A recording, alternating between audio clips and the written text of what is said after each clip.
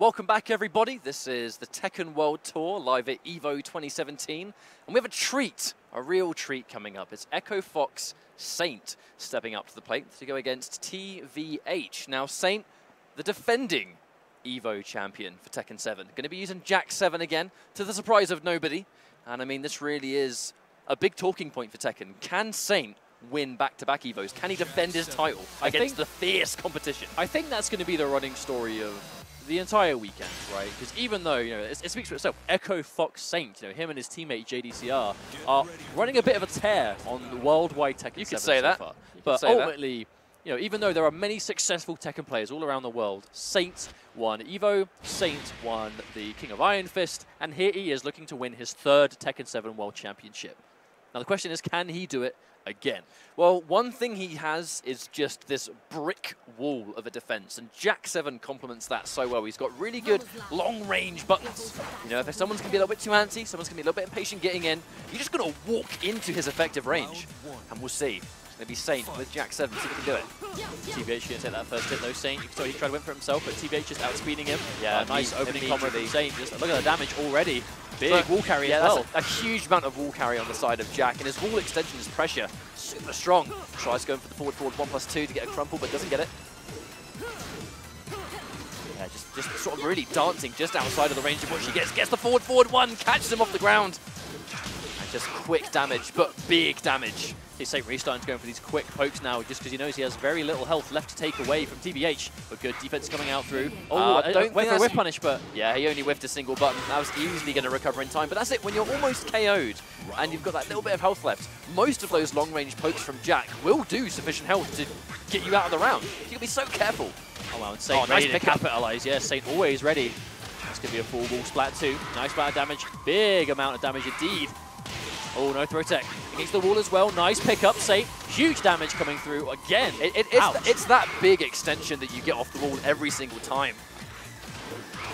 There we go. That's actually opened up. Now this is Katarina with rage damage coming through. One reset could do this. No, he drops it. No, I think that was actually a deliberate reset. Because, I mean, if he caught a big hit there, it probably would have been sufficient health. But it just didn't work out. But yeah, regardless of what that was, Echo Fox's Saint is going to take that one again. A nice, quick sequence. The forward 2 is so quick. If you press a button and you get outsped and that's counter hit, you eat that forward 4 for huge damage.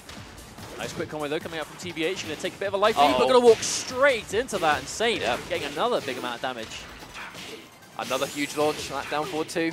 Probably going to get it on this. He's going to get the wall extension. And there we go. That's it. Saint, oh, not quite, a little bit of health, but that's it. The low's going to do it. Only needed one more hit and a dominant showing by far. It looks like a man that's played Jack 7 once or twice. Just down to a bunch of stuff there, right? You've got the confirms, you have the screen positioning, knowing what his like optimal conversions are, like sometimes with the wall, sometimes no. Sometimes going for max damage screen, sometimes sacrificing a bit of damage to go for wall carry, like kind of just ticks all the Tekken boxes. Now we're going for a straight up rematch. Happy on the stage. I mean, there were definitely some close rounds in there. It wasn't like TVH got completely stomped in every single round, but ultimately Saint was just able to just clutch it down. There's another interrupt, another launch. Doesn't quite get the conversion, but he's done good damage before that. He's not near the wall though, which speaks about another side step into another launch. Saint wasn't doing that much last game, didn't need to, but already starting to get a lot of mileage out of it now. There we go. TVH with a launch of his own, but he gets the wall really early. It kind of messes his combo up, and the pop-up into a conversion there. Saint gets another round on the board. Quite swift fashion also this set, kind of just breezing by so far. Saint looking relatively unchallenged, even though TVH is getting a massive amount of damage. Ultimately, Saint is the one to take away with the rounds. This very sort of defensive, poke-heavy game plan. There we go. That's the first time I've seen him go for that low option. Another counter hit. Every time doing about, well, basically a quarter of your life bar, right? Oh, another nice launch going there from Saint. Probably not going to kill on this, but going to get nice and close. Even though he did drop another quick launch. Saint always ready with that and takes himself to a very swift match point. Definitely looking as dominant as we were expecting. Defending EVO champion for a reason, but gets caught by quite a big snake edge. TVH needs to make this one count. Oh no, with the final hit, but now he is near the wall. That was humongous. And now Saint, here he comes. He's done so much damage already, and again, pops him up. I'm likely to think that's going to be game over, but not quite. But once again, are we going to see Saint go to just those quick one-off hits? That's exactly what we are going to see. Going to move himself on in comfortable fashion 2-0. That was this ball play. That was a really big deal. That final hit whiffing at the end of the round wasn't just leaving damage on the table. It was the repositioning. It was putting your back against the wall when Saint has you there. I mean, that was it. The second he had his back turned, it was game over. That was such a difficult situation to recover from, I think. No, indeed. And unfortunately, he wasn't quite able to. Saint going to walk away with that one quite comfortably, though. I mean, let's not forget, Jack is a character that he thrives off that wall pressure. He gets a lot of damage out of it. And when you've got someone like Saint that has literally won multiple world championships with Jack 7, you just, if you unfortunately put yourself in that situation, you know if there's one player in the world that will not fail to just punish you to the max for doing so, it's probably going to be Saint. But it's also a combination of the really sort of good defensive style, picking his moments when to press buttons, because that's a huge thing about high-level Tekken is that not overextending. You very rarely, actually, you know, when we saw Knee versus JDCR very recently, where very, very minimal unsafe moves. It was just little checks here, little checks there, loads of timeouts because neither player wants to overextend. And because of that, there wasn't a huge amount of damage going on the board. It was just single pokes individually all the time. Well, it's not every day that we get to see players get the opportunity to use that timeout to their advantage. Like I said, a lot of rounds don't even come anywhere near down close to a timeout. Which is weird, because Tekken's timer is only 60 seconds. Indeed, but, you know, characters, they do so much damage, and it can go back and forth in such a fast, like, quick-paced amount of time that a lot of the time we actually don't see it go down to timeout. But then when you have the absolute best of the best levels of players that are going for that. But this is the kind of event that we actually get to see that be used. Sorry, just trying to sort of hold it together, where he read a questionnaire from Jabaley, and it says, who is your favorite commentator and why? I like mayo over ketchup and mustard. Oh no. I thought we had a cool thing going on, Mr. Jabaley. Speaking of Jabaley, he's stepping up to the plate again. Indeed. With that Jabated shirt back once again in all of its bright, glittery glory. Any cool facts about you? I am the 1993 Super Nintendo Blockbuster video game champion. So we have a champion coming up to play then. That means from one champion to another. Saint into Jabaley. Indeed. And unfortunately, the PlayStation 4 has blue screen. So we are going to be getting this underway again. Just going for a swift restart. Obviously, better to happen before the game starts than in the middle of the match. But we are going to get this underway as soon as we can. Jabaley, we saw before bring out Paul Phoenix. I must say, good adaptation skills coming out from Jabaley, though, before. We saw him against... He made some really sick comebacks, his opponent was using Dragunov. He went down the first 2 rounds very quickly, like very quickly, but was able to, whatever adjustment that he made, worked out well for him. So ultimately, that's what we're going to see him go for again, most likely. I expect we'll see Paul Phoenix again. I reckon so. But I do believe the winner of this match is going to make it out of pools. So this is that comfort zone, that safety net. Even though there's plenty of stressful games to happen outside of pools, for sure, winning your pool and then having that hour and a half maybe, even if it's like half an hour, that breathing room, that moment of downtime to, okay, I made it out of pools, first milestone done, move on to the next one, right? Well, the big thing this year is that EVO has the wristbands. Official pool survivor. So if you make it out of the pool, you get a blue wristband, and we can't show it because we don't currently have one. I'm not in the tournament, mate. I'm not playing. I'm wristbandless. But wristbands, official pool, EVO pool survivor.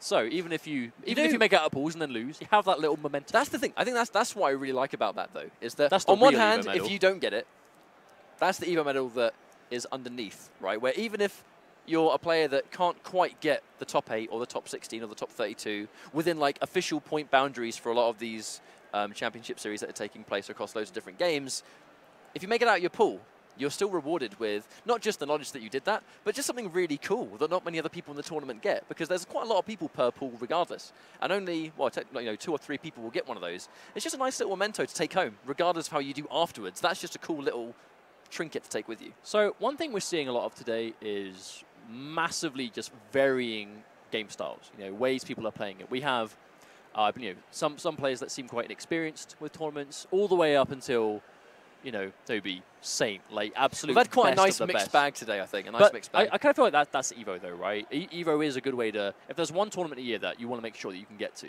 just to make sure that you represent your game, or you can show off how much of a fan you are of the game you're playing. EVO is probably the one to do that. It brings everyone together. Yeah, of course. Ultimately, that's what's really important, is just taking players of all skill levels across all games, and they're all in this one place to really celebrate their game. But this is also like such a significant event for multiple games that are here. Obviously, but for least of all Tekken, with Tekken World Tour. big event for the Tekken community this time. Like I said before, for those of you that might not be aware, 1,200 entrants for this one tournament alone. That's a lot of people. You know, that's a lot of people to slog it out in pool play, to really just try and be one of the few in that pool that can make it out. And like I said, this match is for winner side of this pool was going to get out from this one match. These guys have already had to win a bunch of games to get here, and they are now one set away from that comfort zone of knowing I've made it out of pools and I'm still in winners. Well, even if it goes bad, I've got that safety net. Let's not forget, with a tournament as large as this, making it out of your group in winners is a really big deal. It sets apart how many games you have to play if you continue to win. Because the second you get sent to losers, if you make it out of your pool in losers, you're still in the tournament. But the amount of work you now have to do is significantly higher. Because you just have, at the end of the day, you've got more games that you need to play. But to it's make like, it through. it's a ton of extra games as well. So it's kind of like a bittersweet situation to make it out in losers. Because you know, okay, right, I messed up in winners, but I'm still in. Because fundamentally, the important thing is you're still in the tournament. That is the most important thing about being in losers. Oh, we've seen our fair share of bracket resets into tournament victory. You know? Yeah, of course. It's not without a doubt.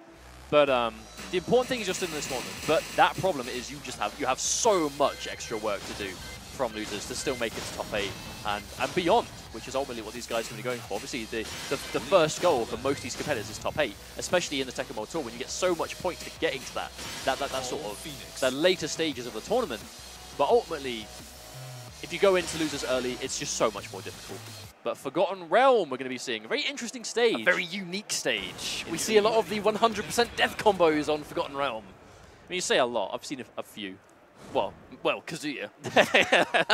So narrow it down to, this is where Kazuya gets that 100% combo. Lee. But yeah, Lee. Actually, haven't seen him so far. He's got those really crisp conversions. I believe it's actually the normals back two, where you go for a tailspin into constant like back twos, and if you're really crisp execution, you can juggle all the way to the ball, but it's not easy to do. Coast to coast it for sure, but question is, I mean, Forgotten Realm by itself, stage awareness is something that's huge in Tekken overall, right? You need to know how to use the stages.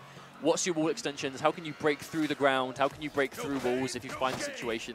How can you play without walls, even in a few situations? But Forgotten Realm really demands your knowledge on the stage itself. It allows you to really maximize that damage, and that's the really important thing. But here we go, catching him with the low. Patrick catching jabaley, pressing some buttons already, but a humongous low and looking really strong. Catches an immediate floor break, and he just goes for the splat for pressure, and that was a convincing round 1. Wow, yes indeed. Mere 15 seconds and we're going into round 2 already. Patrick, the jabaley gets that first hit now this time though, so momentum is his. A quick low parry immediately. This is that matchup knowledge that we talk about. And even though the low parry heavily scaled the combo, that was still a nice little chunk of damage into wall positioning, so it's still a great payout. Catches him again, but no conversion this time. Challenged out there with a shredder. Jabaley fighting his way back. Goes for the death fist early, no floor break. Opting to just sort of keep the mid screen right here. Here we go, actually fighting back. That was such a good round, but jabaley bringing it back again. Jabaley is woken up. He had a bit of a slow start in round 1, but immediately starting to get things a little bit better now.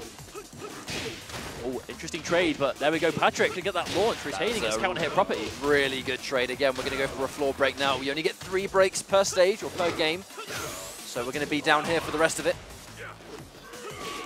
Oh, that's the round done, I reckon. Sidestep into launch, that's it.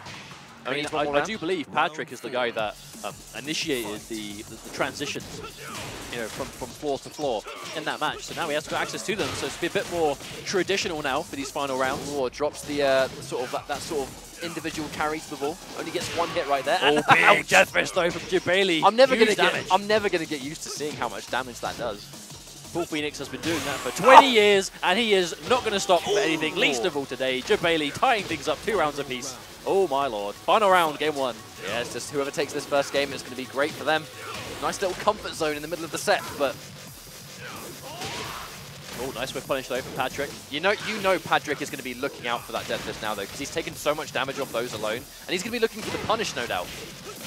But he's going to get opened up by a big low. And there's that wall carry you were talking about into the splat. Big damage coming through from Patrick. But jabaley, Rage Art, is that going to connect? I don't think so. He'd already recovered before the Rage Art even started to come out. I respect the attempt though. If he got that as a punish, it would have basically won the round. It's one of those all or nothing reads, right? If it gets blocked, you lose. If it connects, you win. Like, it was as simple as that. Jabaley weighed it out and thought, right, this is the option. Went for it. Unfortunately, it didn't work out, but had it connected, that would have been the game. He knows though. Man knows. I mean, even though he is tournament organizer, CEO, He's been playing fighting games for a long time. He is very good at fighting games. I bet that's what you'd expect, right? When you've been involved in the FGC as long as some of these guys have, just fundamentals will build from that. You know, regardless how much time you have to actually play. For a lot of people, it's kind of like riding a bike, right? If you were serious at some point, even if you take a back foot sort of organization later on, you still are going to have those fundamentals that to go back on. I really like the bold decision-making that jabaley's constantly doing. He started that off with an immediate shredder, just really catching that button press, challenging it, gets a full combo. A lot of these decisions that he's just sticking to his guns with, but they're still working. You know, he's not being deterred from going for certain options. Nice sequence of pressure from jabaley coming out, but Patrick going to get this last hit too. Wow, yeah, actually went straight in for the wall when he saw that jabaley was kind of holding himself on the ground. But that's such a popular option for Lee players, but on this stage in particular, that's great, because if you now get a read, they're going to stay on the ground. Nice It went from a single hit to a full combo because of the floor break. That was an amazing sequence, though, from Patrick. Good reset there. Again, into that final hit. Ooh. Quick attempt. Probably tried to catch jabaley pressing a button, but jabaley being a little bit more patient this time. Oh, big whiff on the Death Fist. Patrick can make it miss completely to a full combo. Misses it, though. jabaley gets up for free. Yeah, saved quite heavily on the damage afterwards as well. Tries to go in for the power crush, but taken out of it. You can't power crush a low, unfortunately. You see jabaley, though, he went for sort of the mix-up again there. Actually opted to go for nothing. We're trying to bait something out of Patrick. Oh, back to back. And we're going to get the floor break. I reckon that's the round. Yes. Not quite. No, not quite. Oh, no, he's still alive. Oh, is that enough? Oh, no. Oh, dear. Oh, I was so ready to say that was the round. He had such little life left. How about Patrick, though, ready for that confirm, goes straight into the rage drive. Perfect use to bring himself to match point and what seemed like a guaranteed round for jabaley. Just on another low parry. He has not got away with that so far. Being scaled quite heavily, though, but still a little bit of damage, but life lead still very much in jabaley's court. How much can he play with it? Oh, big shredder. Is that going to do enough damage? Probably not quite. This also goes straight for the Death Fist. Wall pressure coming out on another missed throw tech. Yeah, he's jabaley going to take that round. Really good mileage out of those grabs so far. He's made comebacks today already.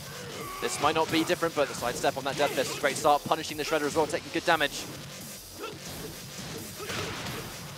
Oh, wow, quick kick. Lee making that noise, but just a swift punch to the midsection. Yeah, he's going to say no, but jabaley, though, down on life massively now.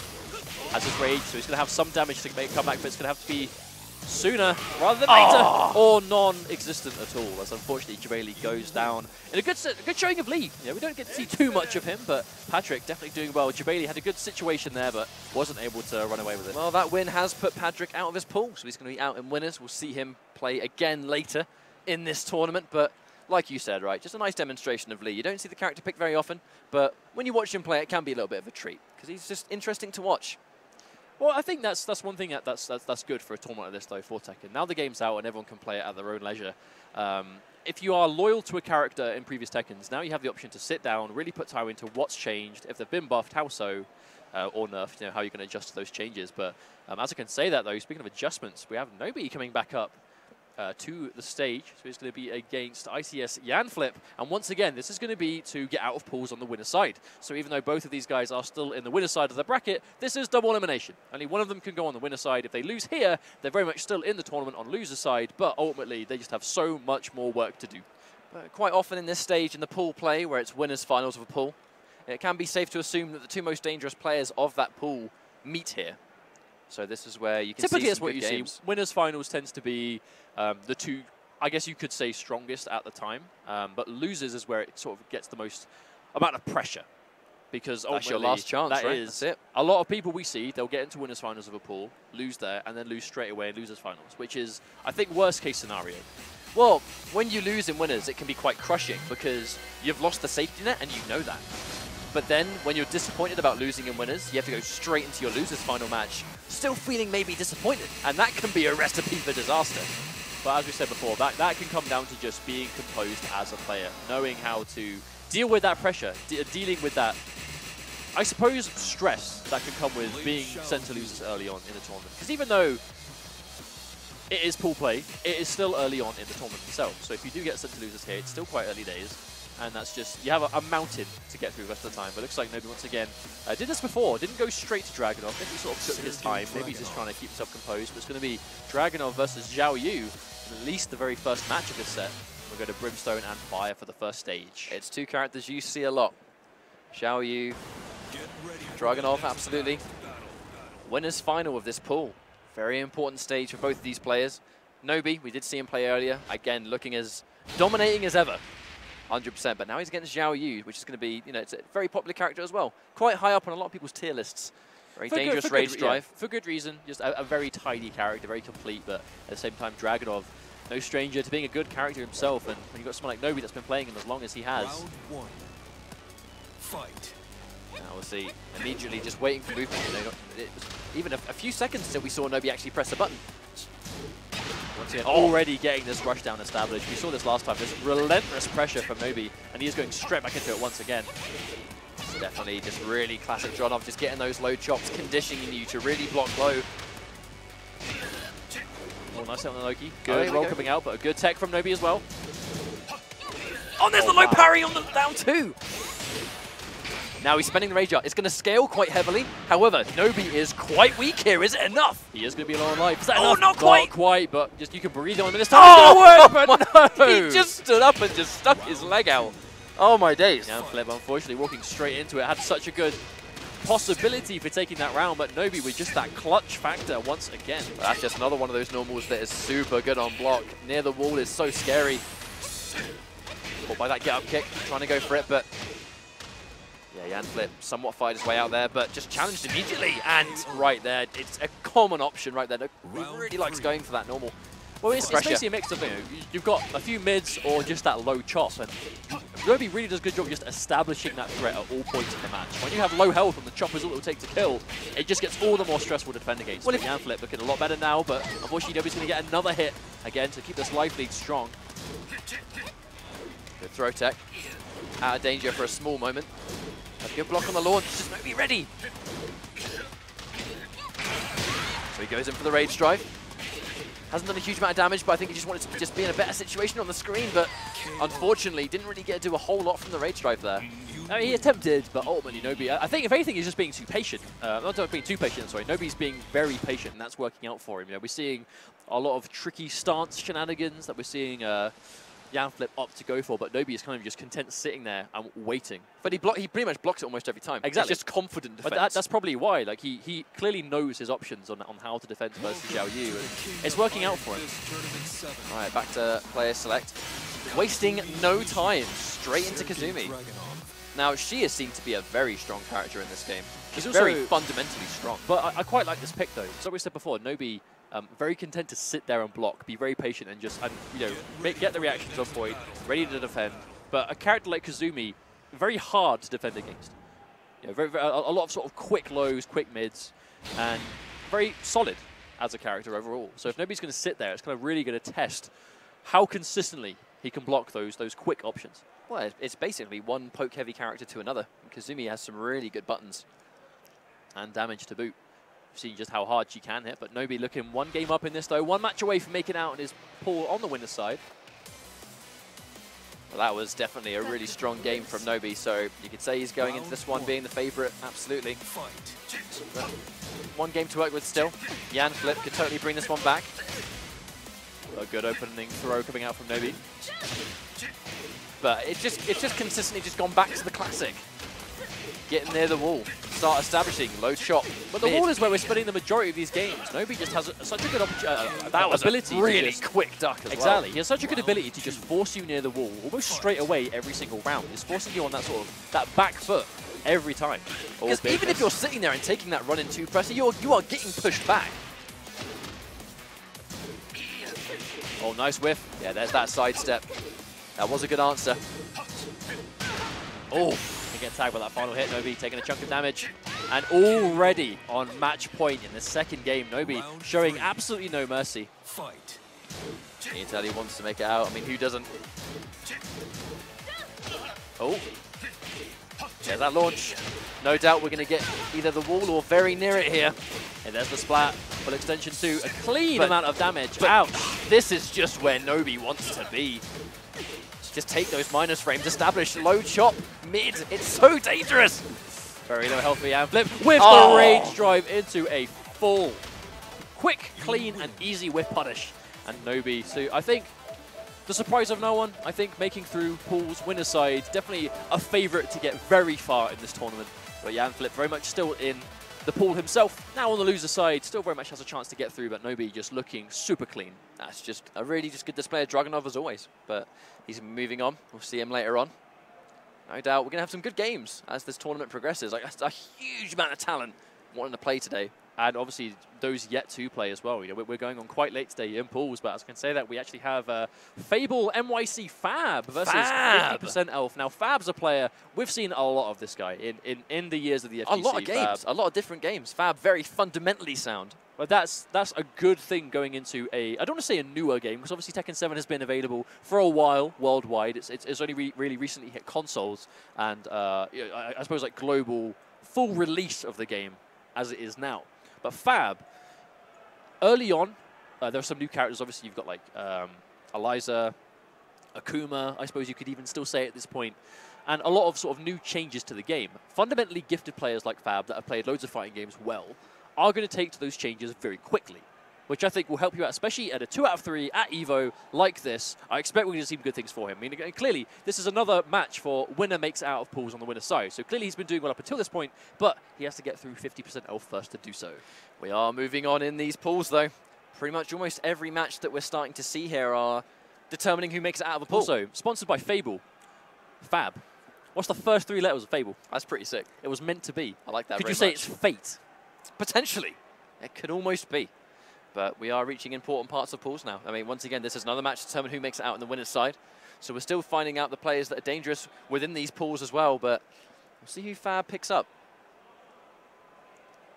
Once again, this is the Tekken World Tour, EVO 2017. Quite a prestigious event, you could say. The World Championships. You could say that. You could say that. It's the World Championships, funnily. At the end of the day, that's what it boils down to. Over 1,200 entrants here to play today.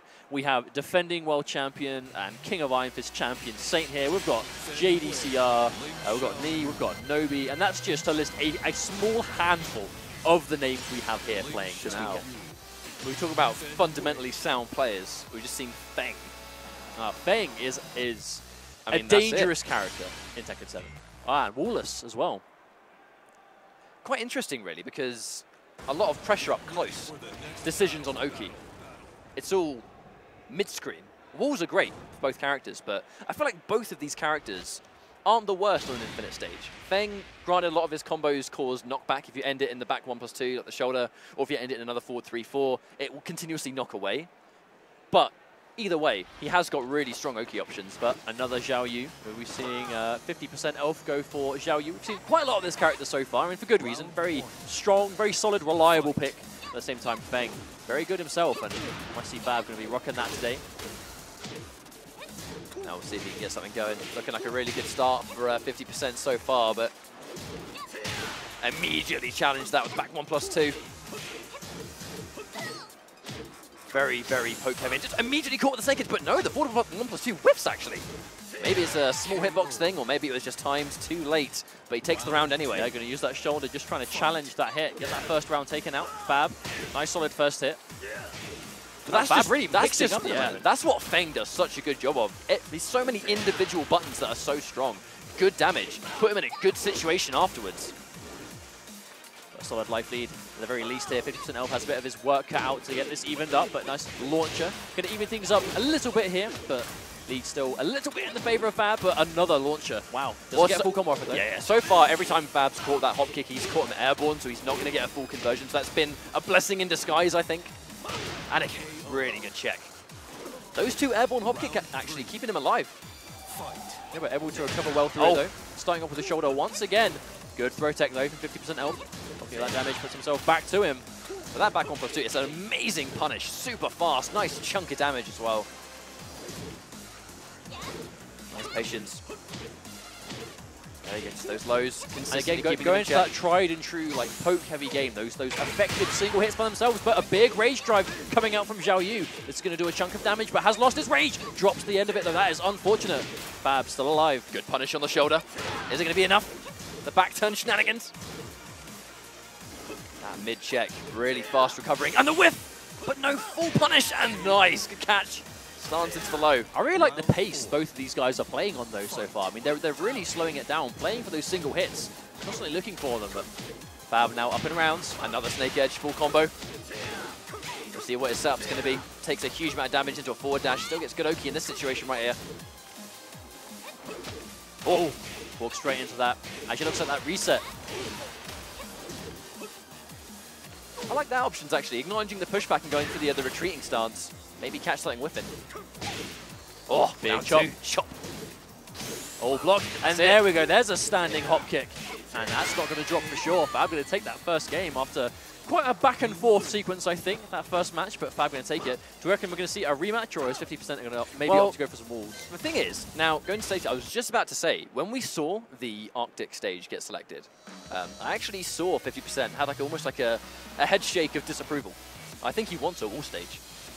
Well, he's going to have to random it again. He's not going to be able to pick, but he can at least run the random to try and get it. And Devil's Pit, here we go. This is a bit more of a traditional half and half, really, isn't it? Yes, indeed. Tier 1, wall stage, Tier 2, back to endless. But Fab just looks really strong. But that's just what you see, where it's just a very sort of solid defensive game. Knowing where he should be blocking. Well, again, it goes back to the whole... Just taking those individual pokes. It goes back to the whole things of fundamentals, right? You know, he's going to be aware of how to defend himself in those situations. When you've been playing Tekken for as long as he has, you kind of expect that. And Fab looking very strong and comfortable, at the very least. But 50% elf has to get these 2 wins back-to-back now. Has gone back for Xiao Yu, so can't change anymore. I assume he's just very sort of happy to use this character, for sure. Oh, wow, actually gets a little bit of a grab. Not a huge amount of damage, but that's just going to tick down while he continues to take nothing. But as I've said, that here comes Fab with those pokes once again. Oh, there's the catch. Full combo once again. He's going to get almost near the wall right here, so he's going to get good pressure. Caught pressing buttons, and that's it. Down 4 string, nice. Yeah, good Oki coming out from Fab, ready to just get right in his face to get those follow-up hits. And again, starting off with that shoulder. Fab actually seems to do that quite a lot, taking that slight step back at the start. And as soon as he sees 50% whiff a button, he just goes straight in for that shoulder. You got a quick whiff on it. You've just got to really watch out whiffing buttons against Feng, because that shoulder, even though it's not a combo, it's still a big chunk of damage and it's super fast. Oh, wow, trading a few hits for hits here. Fab coming up out of here, but a big punish on that coming out from Elf. Yeah, we finally see a block on that snake edge, full launch punishable. Yeah, taking damage when he can. Maybe he thought he's going to catch a button, but the hop kick, that's it. Another round goes down. Doesn't even need to use rage. Fab's on match point. One more round, he's going to make it out of his pool in winners. Now, though, we saw 50%. He went for the stage select, so I think he wanted walls.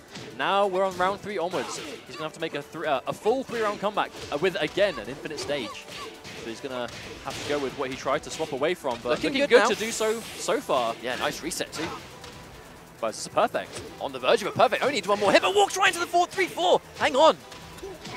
Maybe potentially like he might have fumbled an input there from Fab, and they're going in for the unsafe low. Checked. Round 4. That could have been a crazy sequence. See Fab's smiling though. Fab's like, yeah, I'll give you that one. Yep, that's fair enough. You got me. But that's quite a heavy scaled combo coming out there, but another big launch. Yeah, nice little duck. A huge life lead after this one for sure from Fab. Oh, catches the Oki too. Life is just disappearing from 50% health. But there's a nice return launch of his own. That's how much damage here. Yeah, Fab just staying on the floor, but he gets launched again. Hang on a minute. Let's not count Elf out. Oh no! Wake up option from Fab. Has he got enough damage to take this one? Oh, he whiffed it! Massive whiff, but not a humongous answer. And there's the rage drive, and he gets the combo. That's it. Wow, 1 round each. Scrambly situation, but comes off in 50%'s favor. We get that rage drive and another big shoulder coming out from Fab. Going back to that once again, but a nice quick sidestep coming out from Elf. Oh, but a nice return launcher of his own. Good stuff. Rising heel kick. Super sick. Oh. Just really tricky options on that knockdown. So far though, Fab just trying to stay patient, but Elf just jumps over. Yeah, Elf getting really tricky. Yeah, stable amount of damage consistently coming out. They gotta be careful, Fab. Oh, no profiles the forward 3. You gotta watch out though, Feng. There we go, actually gets a game on board. Almost ready to call that a straight 2-0. I mean, that was looking really one-sided early on, but 50%, I'm not sure what it was, but looking good now. Now we're going to see a stage select from Fab, or is he going to run the rematch? Because let's not forget, he looked really good. Those first 2 rounds cleanly and convincingly went in his favor, but 50%. I think a big part of it is he's just getting opened up a lot more now. Fab's just getting launched a lot more than we saw before.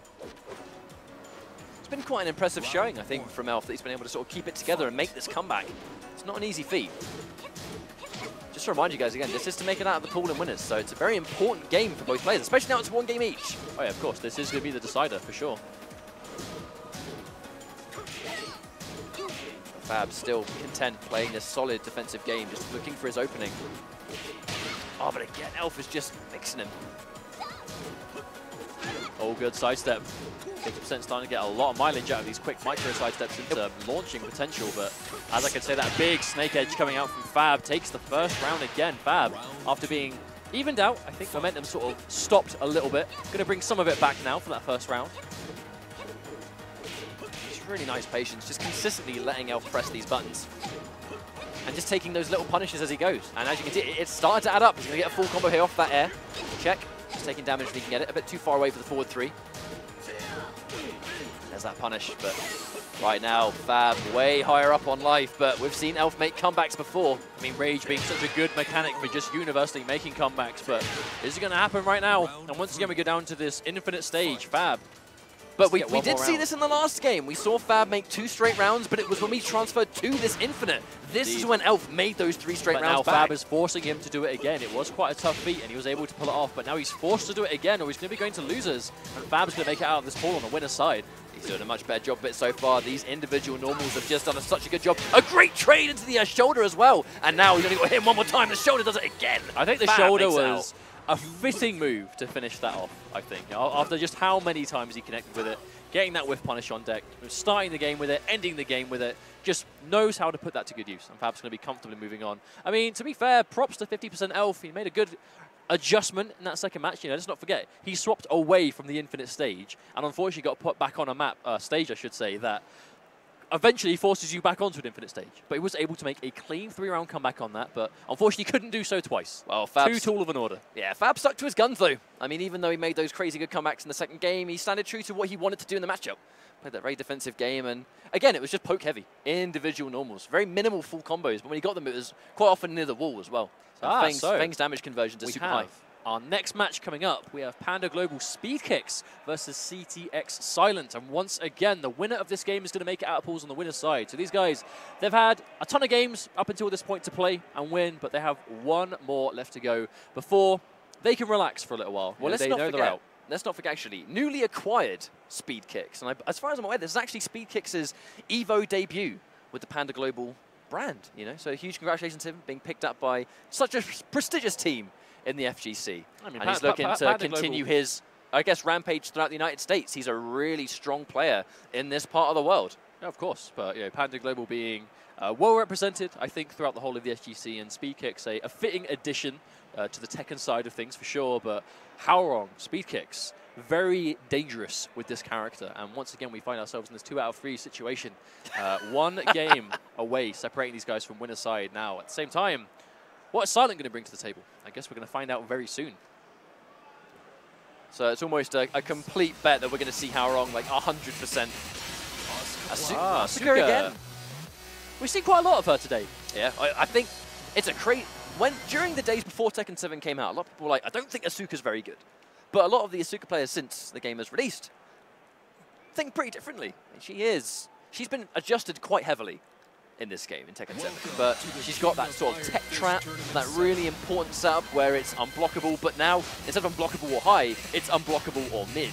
The game hasn't been out for a huge amount of time in this part of the world, which means that these Asuka setups that are proving to be quite dangerous, that's not a lot of time for these players to get ready for the changes. So you wonder how much they know about what Asuka can do.